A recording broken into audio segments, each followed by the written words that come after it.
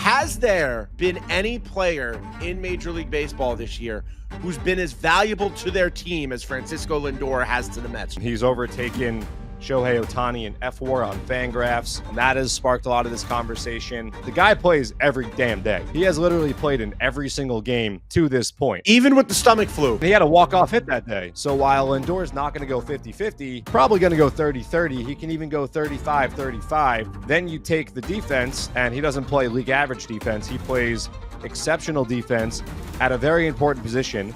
We are witnessing what is probably going to be one of the 5 best seasons in Mets history. Right now, he is on pace to finish with about 7.2, 7.3 BWAR. That would put him in a top 5 Mets season in franchise history. I want to talk about some of Francisco Lindor's biggest moments of the season. How about the 2-run home run that you were on hand to witness at Dodger Stadium back in April? The Mets took 2 or 3 from the Dodgers earlier in the season. That was part of that 7-game winning streak that the Mets had. What about the Rockies? 2-2. Francisco Lindor comes on, bases loaded. And how about against Chris Sale, down 1-0? Francisco Lindor is an even-keel superstar who has provided so many huge moments for the Mets, and he will continue to provide huge moments between now and Game 162.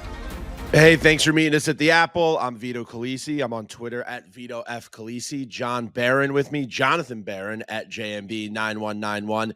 And let's just be honest, that was one of, I would say we haven't had one of these in a while. That was one of the toughest losses of the year for many reasons. Well, I mean, Vito, we did do this after the Oakland series, and I would categorize Sunday's loss. And we're doing this Monday morning. Vito and I took the night to sleep on it, digest what happened over the weekend, get our thoughts in a row, and then react to what we saw.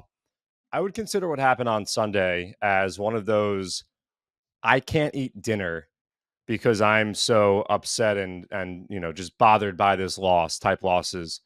Let's start there. It was that bad in terms of how it left you feeling. These, John? Do you have these where like you go to sleep? And you might wake up 1 or 2 times during the night like normal, and every time you wake up, you're like, "Did they actually lose that game, or did I make that up?" Well, I'm still, and this is not a joke. It's gotten a little less frequent the older I've gotten, but throughout my life after October of 2006, I think it was October 19th, 2006. I've still had dreams about Game 7 against the Cardinals. So to answer your question, yes, I have those nights where I'm like, did that actually happen? So look, the Mets split a series in San Diego.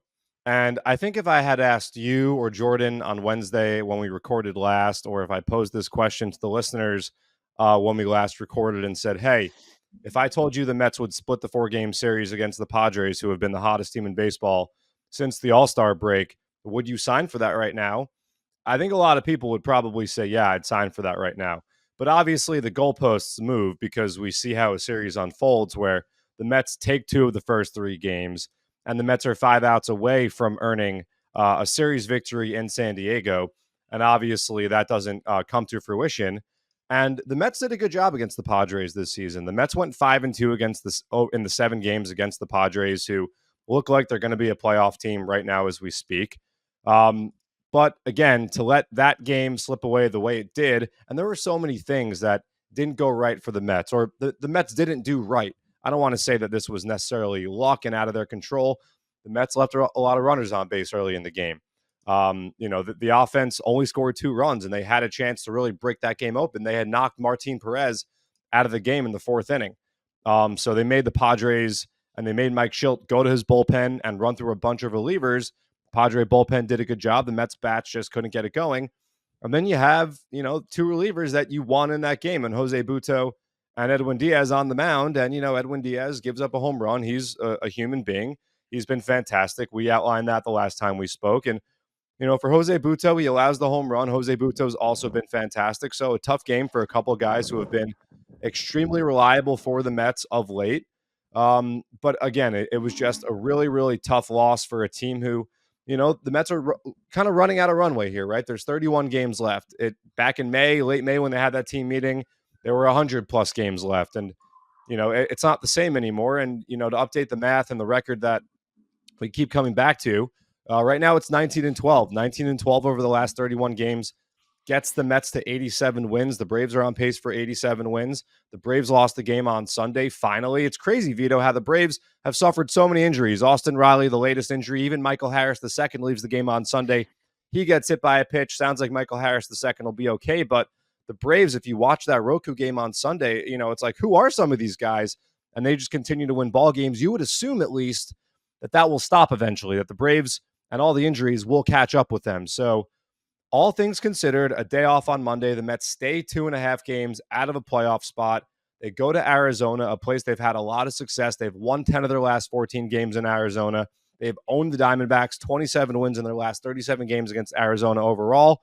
Those are the positives. The Mets had the pitching rotation lined up the way that they wanted to be lined up, with Manaea, Severino, and then possibly David Peterson or Tyler McGill on Thursday. We'll see how the Mets handle that. But a tough loss on Sunday. We're not going to sit here and tell you it's not. However, if the Braves won on Sunday and the Mets won on Sunday, what would that have gotten us, Vito? No, exactly. I mean, look, to be able to go into that Padres series and leave in the exact same position you went in and came out, like you said, if we said that on last episode, I would have been happy with that. It's just that it just sucks the way it happened on Sunday, because there's not even it's not even one of those games where you're like, oh, we didn't have our best guys available. Like, it just wasn't Jose Budo's day. It wasn't Edwin Diaz's day. And that's baseball. It comes down to that. But that's why it's just so tough to just sit and swallow, especially after that game on Saturday night. Like, that Francisco Lindor grand slam, I was in and well, you know what? We'll talk about that more when we do our top 5 moments of the series, because regardless of how this ended, this was a really fun series. Like, there were some really great moments. It just, we as the two guys who have to talk about every series the second they end, we've seen a lot of times how sometimes Sundays just aren't the day, and it kind of sours the whole mood. It sours this great mood you've had all weekend. Well, dude, San Diego has kind of low-key been a house of horrors for the Mets over the years. That place opened in 2004, Petco Park, one of the most beautiful places, ballparks in Major League Baseball. I've never been there for a game. I've been past it. I've never been inside of it for a game. But the Mets have now suffered 7 walk-off losses in San Diego since the start of 2008. And I remember back in 08, 09, when there was a lot of them in frequent times, or in a small amount of time. And it's always a Sunday after. It feels like it's always a Sunday afternoon game. The Mets are getting ready to leave town. I remember my dad would always tell me that San Diego was just a miserable place for the Mets to go. I remember K-Rod allowed a walk-off home run on a Friday night there in 2009. 08, I believe the Mets suffered a couple walk-off losses there, 08, 09, and I think 2012, 2013. And then, of course, yesterday. It's just been underratedly a tough place for the Mets to go play. It hasn't been a very friendly place to the Mets. We know that one great moment in Mets history happened there. That was the Bartolo Colon home run. But yeah, 7 walk-off losses at Petco Park. Just not a great spot.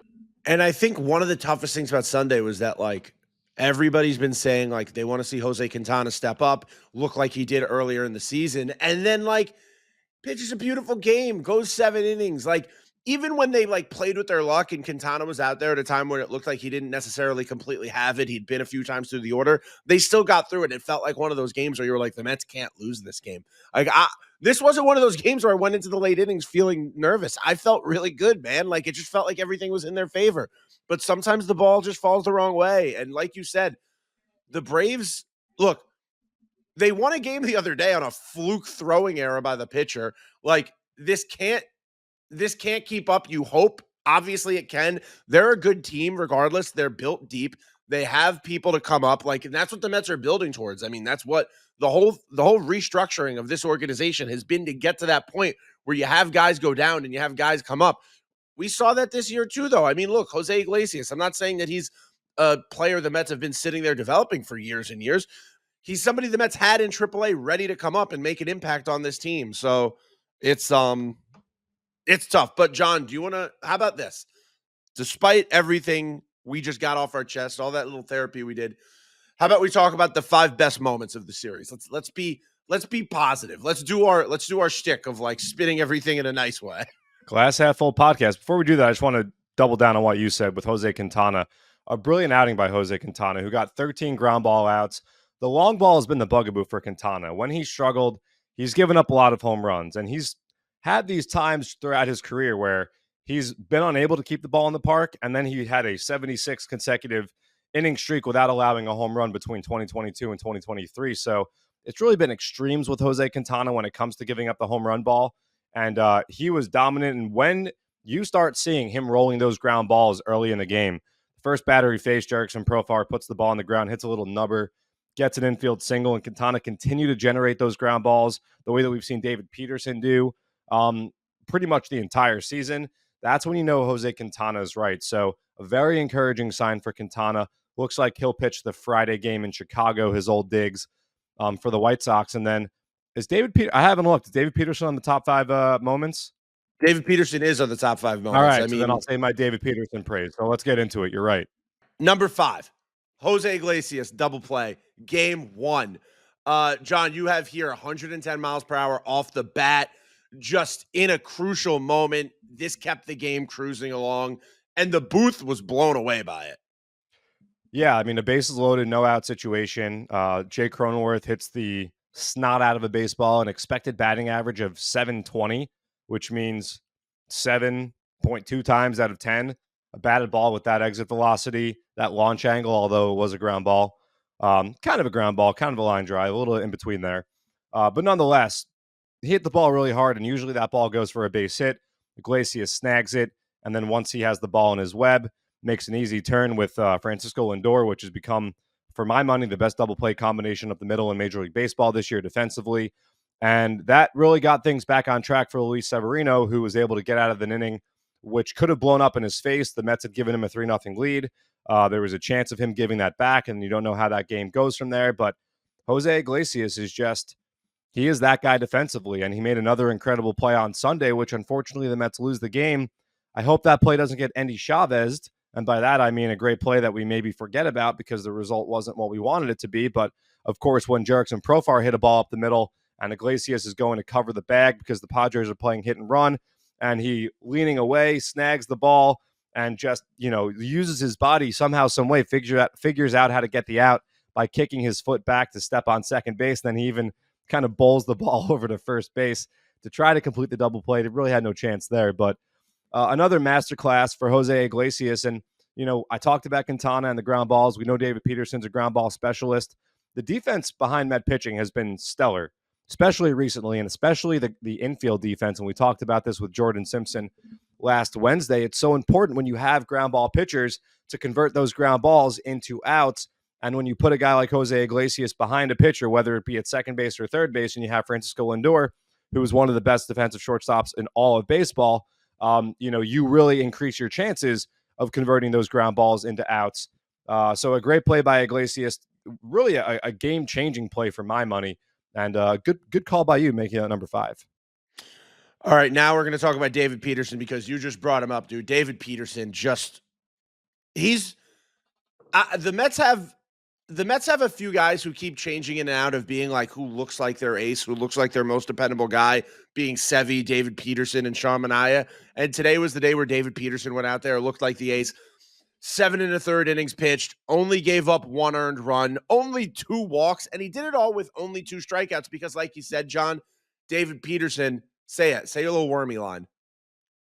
It's a bad day to be a worm when David Peterson's on the mound. Yeah, man, David Peterson just stepped up in such a big way ever since he came back from that hip surgery. And he's just looking like the prospect that we all were told about back in 2020 when he first made his debut. Yeah, this now makes it back-to-back starts of 7 or more innings pitched for David Peterson. Really didn't even get that many ground balls against the Padres. He just induced a lot of weak contact left and right. We know the Padres have kind of struggled against left-handed pitchers this season. Peterson took advantage of that, but he, like you said, has been masterful. Since June 17th, he has the 6th lowest ERA in the National League among pitchers with at least 50 innings pitched. And he's on a list with some big-time names. Blake Snell, Hunter Green, Paul Skeens, Chris Sale, who's probably in the driver's seat to win the National League Cy Young Award, Tobias Myers of the Brewers, and then there's David Peterson. So Peterson has been a godsend for this Mets rotation. He has the 7th best ground ball rate in Major League Baseball going back to June 17th. And this was, arguably the biggest start of his major league career. After a loss on Friday, it was big for the Mets to bounce back on Saturday, especially going into Sunday, getaway day. You never know what you're going to get on a Sunday. A little day baseball. Padres wearing their camo. We all know how it turned out. So it's a good thing the Mets won that game on Saturday. And for Peterson to go back-to-back starts against the Orioles, 7 innings pitched, and the Padres, 7 1/3 innings pitched, that's big-time stuff from David Peterson, who continues to prove that he is for real. The hip surgery seems to have fixed some things that were ailing him physically earlier in his career, and he just continues to cruise. And whenever he goes out there, it feels like the Mets are going to win a game, and that checks out because the Mets have won 12 of the last 15 games started by the big lefty. Now, even though this was in a losing effort, the JD Martinez home run on Sunday, just to get the Mets on the board early, just to really get things going. And just, I feel like JD has stepped up in some really big moments. And unfortunately, he stepped up in some big moments that unfortunately ended up later in losses, but he still stepped up in ways to put this team in winning positions in a way that, I feel like we've seen a lot of guys get signed by this team on these 1-year deals who you think are going to come in and make a big difference, and they don't really do it. But JD Martinez has come in. He's changed the culture of the clubhouse.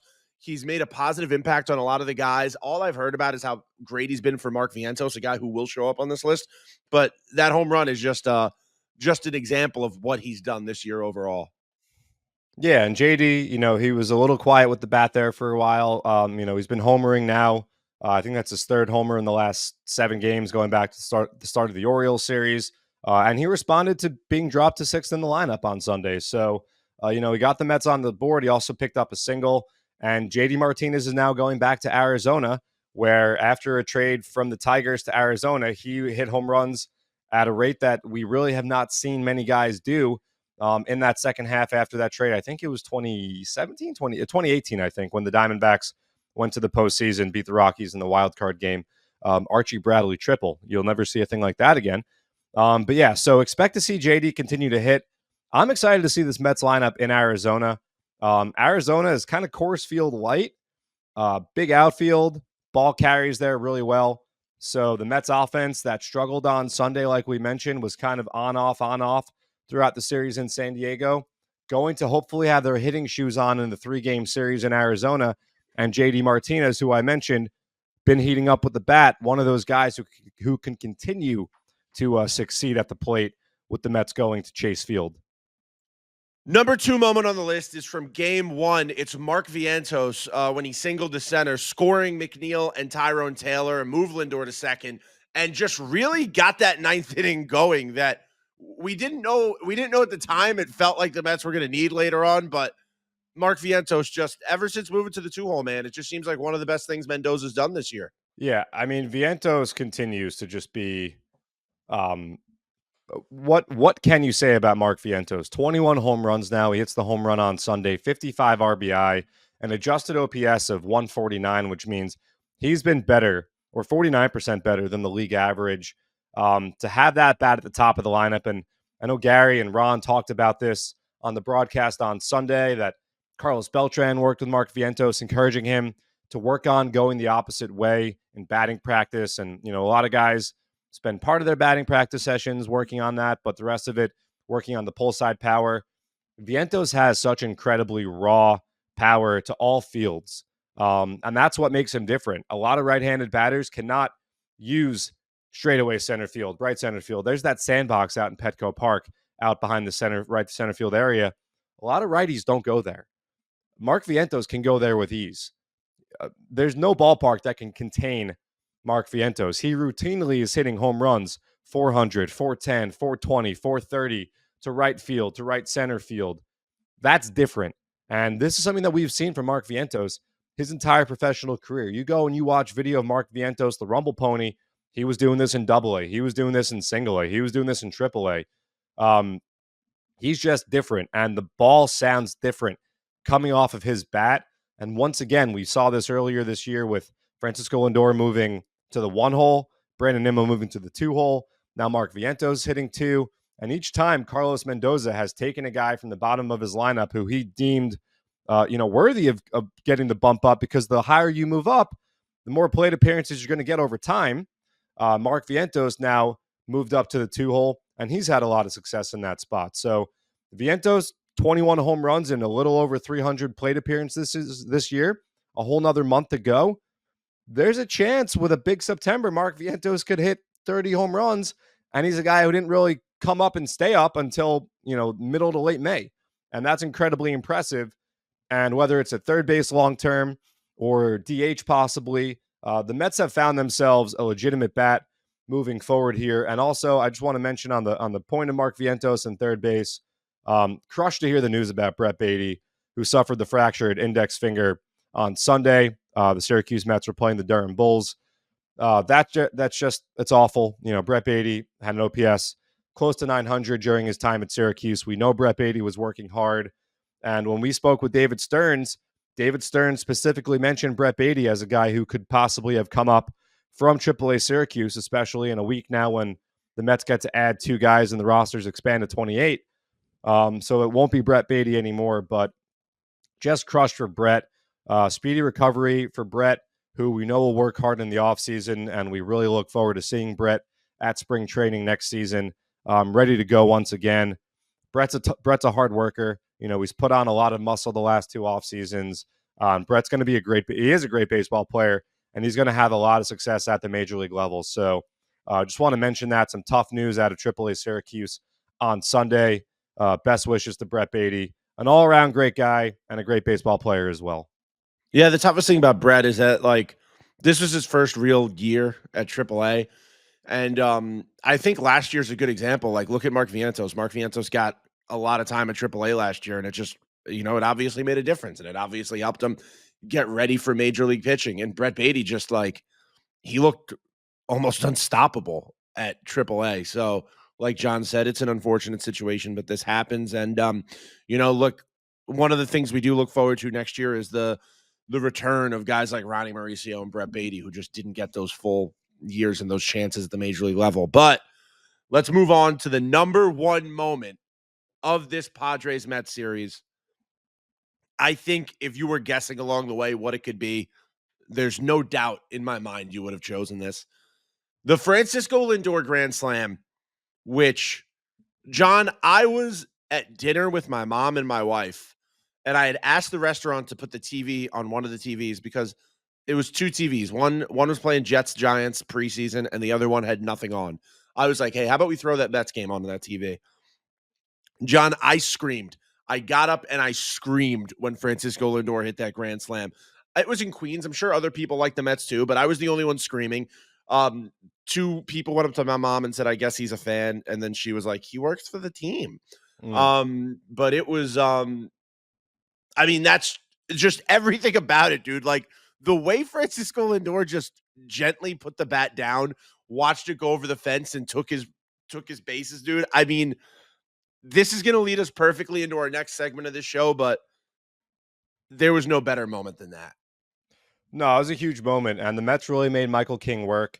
The Mets were very selective against Michael King. They only swung at 33 of the 85 pitches thrown by Michael King, and they made him come over. And Lindor hit that grand slam on a 2-0 sweeper that sat middle. He took the first 2 pitches of the plate appearance, did not chase. King tried to get him to chase, go out of the strike zone with the changeup. He did not. And Lindor made King pay.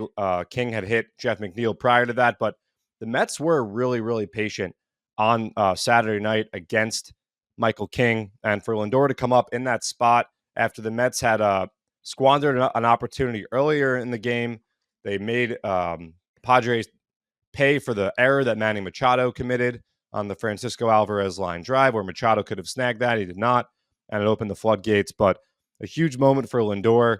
His 7th career grand slam. The Mets have hit a decent amount of grand slams here. JD Martinez a couple in the second half, and then Lindor's grand slam on Saturday as well. And then he hits one from the right side of the plate against Yuki Matsui. So a 2-homer game for Francisco Lindor, who continues now. He's just 3 homers shy of his second straight 30-homer season.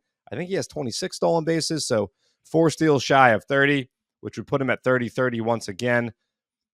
He's just, he plays every day. And he contributes in so many different ways on both sides of the ball. So what a moment for Francisco Lindor, who's another guy who has had a lot of success against the Arizona Diamondbacks. He had a 5-hit game against them last year. He had a 4-hit game against them this season. So Lindor is another guy, just like JD Martinez, just like so many of these Mets, could be in for a big series in Arizona, get things turned around. But for Francisco Lindor, it's not getting things turned around. It's keeping things rolling because he's been so damn good. Dare I say, MVP quality.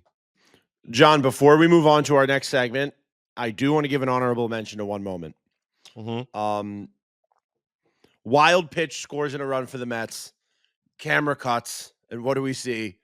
We see Jose Iglesias standing at third base, just giving a hearty hug to Manny Machado.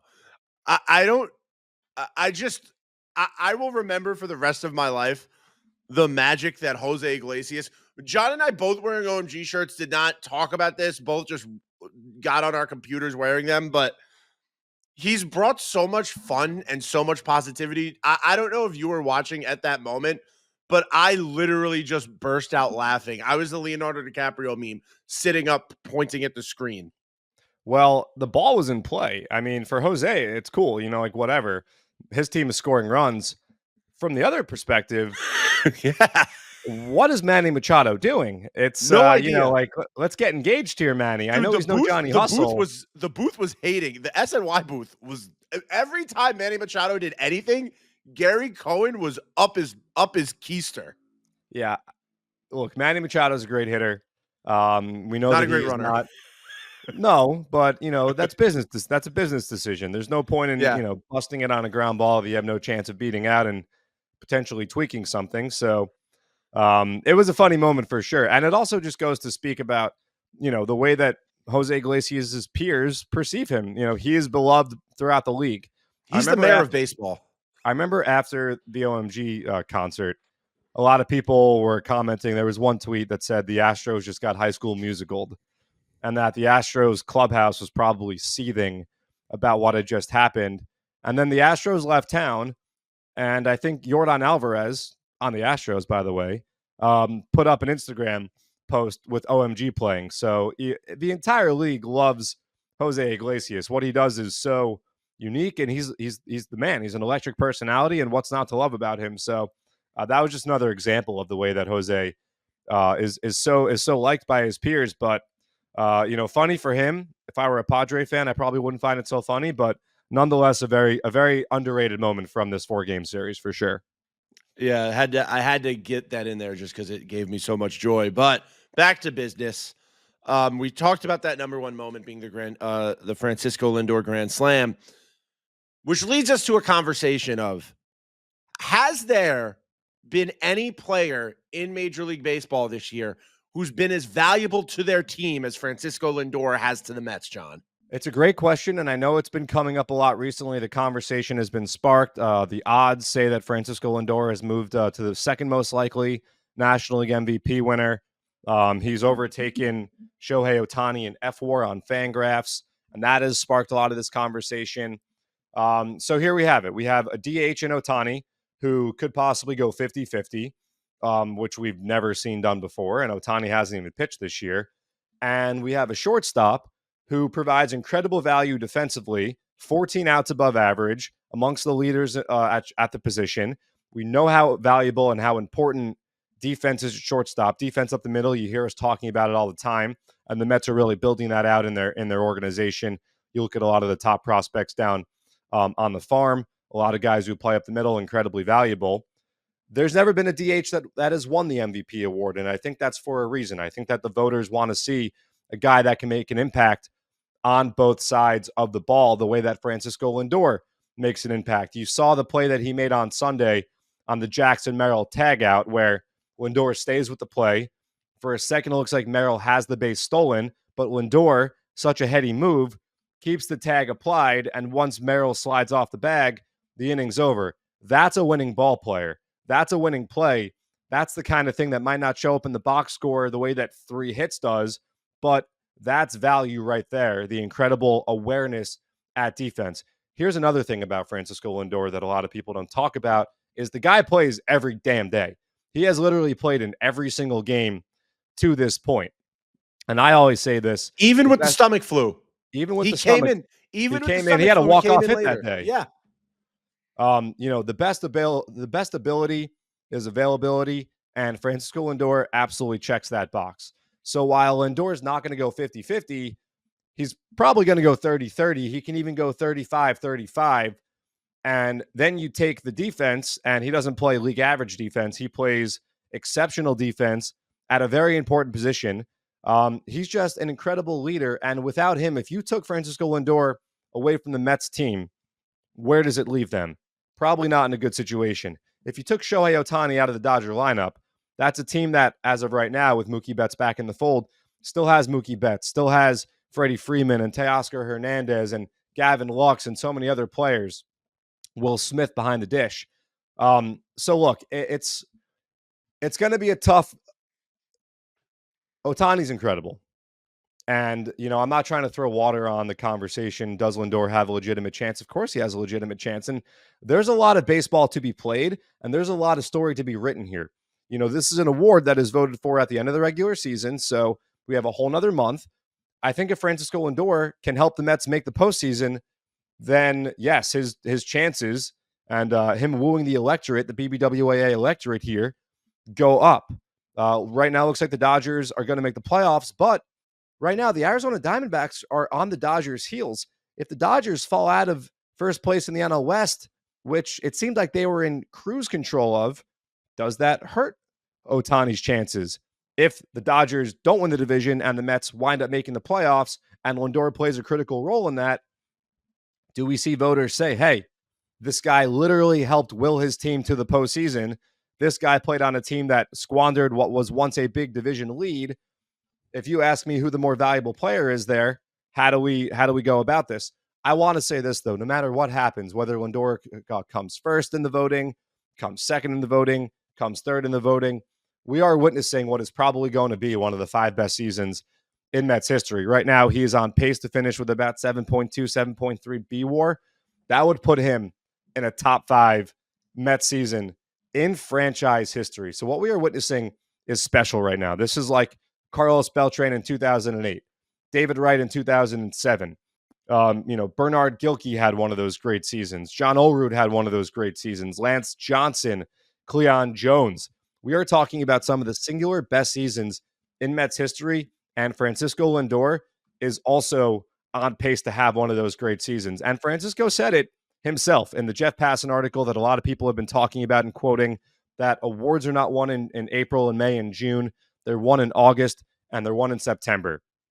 And right now, this Met team has a chance to do something special, to make the postseason. And a guy like Francisco Lindor, who shows up every single day, who talks about posting up and how important that is and putting the work in, he has a chance to do just that and help will this team to the playoffs. And if he does, then yes, there is a good chance that the voters say, hey, you talk about value, I want to extract what truly is value. And this conversation happens all the time in all sports. Connor McDavid in the NHL was once voted MVP of the NHL on a team that didn't make the playoffs. A couple of years ago, we saw 2 guys on non-playoff teams win MVP: Bryce Harper, Shohei Ohtani.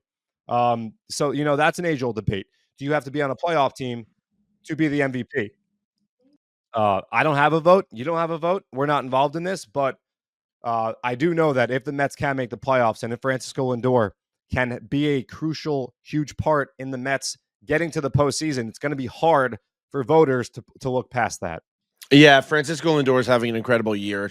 It's one of those years that Mets fans, we've said this many times, this Mets team in general, no matter what happens, it's going to be a team you look back on and remember. And for good reason. There's been a lot of special moments this year, a lot of fan involvement, a lot of great vibes around this team. And you hope that they can pull it out and really make this impact to this year. But Francisco Lindor is doing everything he possibly can to make that happen. And there's a big month of September coming up, a year that's typically been pretty rough for the Mets. If the Mets can reverse the script, if Francisco Lindor can put this team on his back, help them make it to a postseason, it would be a pretty hard argument in my mind to not vote him MVP. I want to talk about some of Francisco Lindor's biggest moments of the season. I want fans, let's take a quick stroll down memory lane and talk about just the offensive moments that Francisco Lindor has provided us. One of those, that comeback in Pittsburgh on July 7th, where Edwin Diaz came in the game in the 8th inning, the Mets had a lead, and Edwin squandered the lead, and the Mets go into the top of the 9th, losing, facing Aroldis Chapman, and Francisco Alvarez works a big walk. Jose Iglesias works a big walk, and then eventually it comes down to Francisco Lindor, and he drives in 2 with a huge hit, down 2-1. Mets take the lead. Diaz shuts the door. Huge moment. How about, like you mentioned, the flu game? Not 1, but 2 huge hits for Lindor in that game. The Mets were down 5-2, by the way, in that game. Let's not forget. He made it a 5-4 game, and then eventually down 6-5 in extra innings, the 2-run double to win it. What a moment. The grand slam, we just witnessed it all. What a moment. A huge go-ahead. Not go-ahead. The Mets already had the lead, but really kind of ended that game in a way. Put the Mets up 5-0. David Peterson on the mound, cruising. That was all she wrote. How about the 2-run home run that you were on hand to witness at Dodger Stadium back in April? 7th inning, Lindor hadn't homered from the left side yet. People were talking about, can he still hit left-handed? A couple WFAN hosts especially, I know one of them has finally started to take ownership of some of the just ridiculous takes. And I feel kind of dirty even bringing it up because I know a lot of it is shtick and it's attention. And they've kind of been trying to squeeze the juice out of that one for a while with, oh, we're sorry, we're sorry. Yeah, we know you're sorry, whatever. But that was a huge moment for Lindor. The Mets took 2 or 3 from the Dodgers earlier in the season. That was part of that 7-game winning streak the Mets had. What about the Rockies?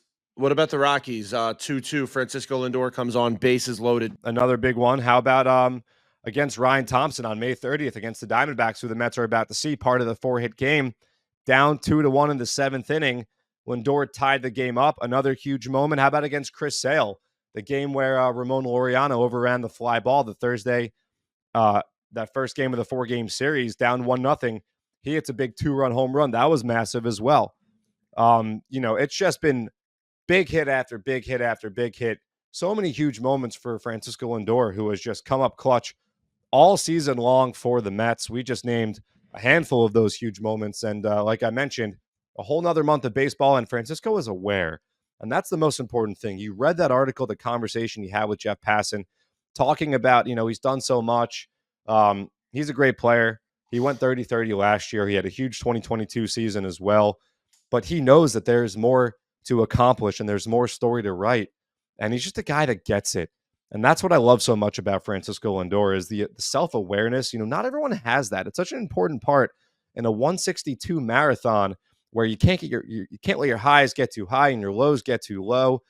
Francisco Lindor is an even keel superstar who has provided so many huge moments for the Mets, and he will continue to provide huge moments between now and game 162. And John, before we get out of here for this episode, I do want to go to a voicemail. That number for our hotline is 302-615-0026. 302-615-0026. Call in next episode. You know what? Why don't you call in? You could call in with your favorite Francisco Lindor moments. Call in with any questions about prospects. Who do you think will be the September 1st call-up? Do you have any guesses? Do you want any intel on guys? We know a guy named Luke Ritter who's been pretty good on the Syracuse Mets.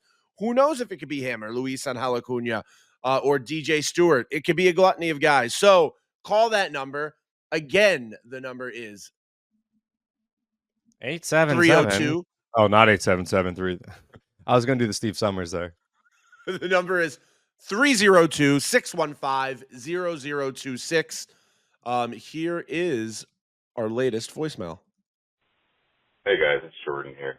I think more just my view, my opinion, how I'm feeling currently right now as a Mets fan. I think we all know these games matter a ton, obviously, because it's going to come down to the wire. I think as a fan, from an emotional and a mental standpoint, one thing that I found has helped me a lot, and I'm saying this to help all of us out here, is I know we get very caught up in the results. The results obviously matter, but I'm not going to get myself wound up over the process, over decision-making. Listen, if certain specific things happen, by all means. But I think it's very easy to try to point fingers and to point the blame. Bottom line is these guys want to win these games. They're playing as hard as they can. They should be, obviously. But these are the games that matter. Whenever they're back home, we got to be there cheering the guys on, supporting the guys. I mean, this is where it comes down to it. But just saying this now, as these games become more tense and more stressful, just to alleviate some stress. Anyway, appreciate you guys. Let's go Mets. Well, thanks for the call, Jordan. That's our friend Jordan Simpson. And look, here's how I'll respond to that. If you have a 2-0 lead and we tell you that the Mets are going to be 5 outs away from a victory, they're up 2-0, and they've got Jose Butto and Edwin Diaz to try to secure those last 5 outs, you probably feel pretty good about that situation. And what happened on Sunday was they let it slip away. Those two guys who have been so reliable for this team didn't get the job done. But I'd counter by saying 4 out of 5 times, probably, the Mets find a way to hammer those 5 outs down and get the victory. So, Jordan talked about process. Yes, being up 2-0 with 5 outs left to go, that's a good process. And over time, you put yourself in a chance to win a game when you're in that situation. Didn't happen on Sunday. It's a shame. And, we said this at the top of the episode, Vito. If we told you before that the Mets would split the 4 games in San Diego, then yeah, you'd say probably, yeah, that's cool. I'll take that. We'll move on. But things change the way that things unfold. And that's why it hurts a little bit more, because 3 out of 4 was that close, and it didn't wind up being the way that things turned out. But if the Mets continue to put themselves in these spots over time, they will find ways to secure these victories. So in Arizona, you give me a 2-run lead in the 8th inning, yeah, I'll take my chances. I'd rather be up 2 runs in the 8th inning than trailing by 2 runs in the 8th inning. I'll tell you that much. So tough situation. Dedniel Nunez, we didn't mention Dedniel Nunez coming back, throwing an inning and 2/3 of scoreless baseball, just dominating 3 strikeouts on Saturday night. Wasn't available on Sunday, but Dedniel Nunez is back in the fold, and he's a high leverage guy who's going to be pitching in the late innings of ball games. We saw how great he was before the injury. He looked great on Saturday night. Another weapon that Carlos Mendoza has to turn to try to nail down some of these close games. The Mets are playing good teams. Orioles, Padres, Diamondbacks right now. It was 10 games. So far, the Mets they took 2 of 3 and they split. So they're 4-3 through the first 7 of those 10 games. Not bad, right? Pretty good. Yeah. Now they're going to go play a Diamondbacks team that is missing Ketel Marte, is missing Gabriel Moreno. The Mets are going to miss Zach Gallen. He pitched over the weekend. They're going to miss Merrill Kelly. He pitched over the weekend as well. Kind of a break for the Mets. So I'm going to go Aaron Boone on us once again. It is all in front of the Mets. They have a chance. That's all you can ask for, right? They have a chance to get hot. You'd expect the Braves to hit some sort of a stumble at some point with all the injuries that the Braves have suffered. The Braves are going to go to Minnesota this week for 3 games. Then they're going to go to Philadelphia. The Phillies just went to Atlanta. Now the Braves are going to pay the Phillies a visit for a 3-game series over the weekend. Not an easy time for the Atlanta Braves, who took 2 of 3 from the Nationals over the weekend. After that, it's the Rockies that are going to Atlanta. A pesky Rocky lineup, by the way. Watched a lot of the Rockies and the Yankees over the weekend. That Rocky team can hit. They ruined Old Timers Day. They did ruin Old Timers Day, and they made Marcus Stroman work on Sunday. Not saying that the Rockies have it figured out on the pitching end of things necessarily, but on the hitting end of things, they have some pieces there moving forward. So the Rockies have seemed like an unstoppable force ever since we played them. I mean, and even when we did, they looked incredible. It's when we were playing the Rockies, I was pretty shocked, to look at their record and see how they had done. And just ever since then, they've just been really good. But John, excuse me, I need to correct myself.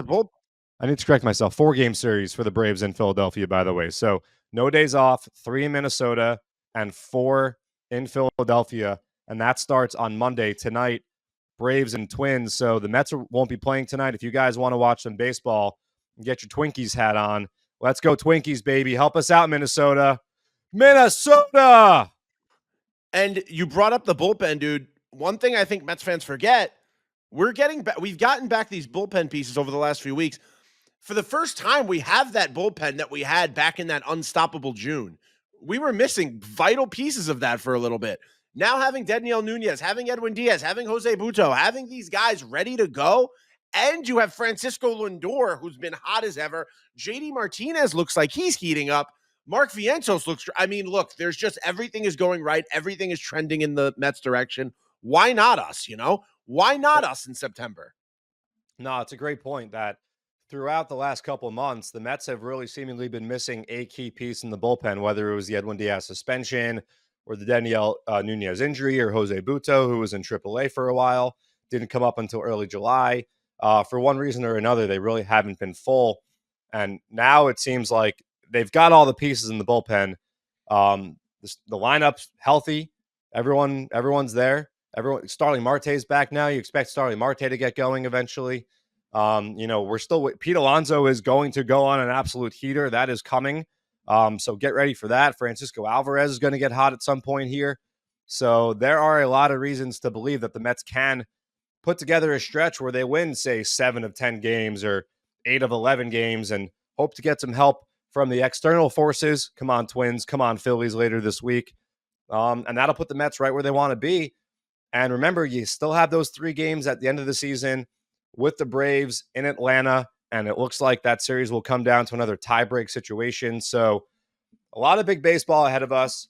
A day off on Monday to compress, to kind of talk through it with us too. I feel like you and I really talked our feelings out earlier in the podcast because, like I said at the top of the show, it was a tough loss yesterday. It truly was one of those losses where your appetite was ruined. You didn't want to talk to anybody. You're frustrated, but you take a deep breath, you sleep on it, you look back, you say, okay, you know what? A split in San Diego against a team that's been just white hot since the break. We can deal with that. We could take that. And you move on, you get ready for a 3-game series in Arizona. Night game, 3:00 start on Thursday afternoon. Vito, we have a trip planned. We're going to go to Lehigh Valley. Yes, check out the Syracuse Mets. So that's going to be a lot of fun. Check out what's going on there. And then, hey, before you know it, the Mets are going to be back. It's going to be September 2nd. It's going to be Labor Day. They're going to go from White Sox to Red Sox to Reds. Little, fun play on words there. You go from Sox to Sox and Red Sox to Reds. The schedule will get a little bit easier for the Mets, but as we've talked about and as we've seen, no such thing as an easy schedule, John. Doesn't really matter. I don't even know why I said that. That's not a thing in Major League Baseball. But yeah, enjoy your Monday. Enjoy a night without Mets baseball. And then on Tuesday, it's back to the grind. Mets and Diamondbacks. We got Sean Manaea, Luis Severino, and a TBA for the Mets on Thursday. And like I mentioned, they will not be seeing Merrill Kelly or Zach Gallen. It'll be Eduardo Rodriguez on Tuesday, Brandon Pfaadt on Wednesday, and Ryan Nelson on Thursday. So if Ryan Stanek gets in the game on Thursday, could have a Ryan and Ryan in the same game. I wonder if Ryan Nelson's named after Ryan Sandberg. Got to look into that. We'll find out, man. If there's one thing I know about us is we'll do our due diligence. But thank you all for listening. You can follow me on Twitter at Vito F. Khaleesi. You can follow John on Twitter at JMB9191. We'll see you right after that Diamondback series. And let's go Mets. Let's hope for a series win. And things will get better. September's ours. Let's go. Dingers in the desert coming up.